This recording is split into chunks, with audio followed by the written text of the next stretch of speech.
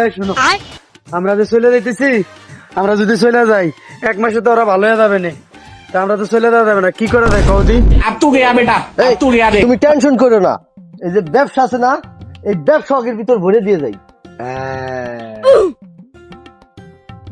ভাই এদিকে আসেন ভাই। এই রোজার 1 মাস আমরা তো চলে যাচ্ছি, তো আমাদের ব্যবসা দিয়ে গেলাম আপনার, এই ব্যবসাটা করে আপনি খায়েন।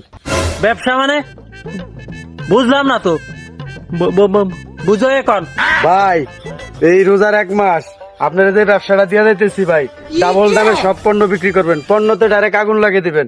যেমন মনে করেন ধনিয়া পাতা, কাঁচামরিচ, লেবু, শসা ডাবল দামে বিক্রি করবেন।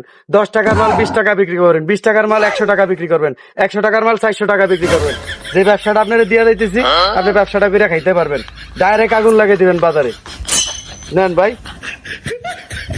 দাম বসাইছি খুব বেশি ছাপা ছাপা করে বলবো। 100 টাকার জিনিস 200 টাকা, 400 টাকার জিনিস 800 টাকা।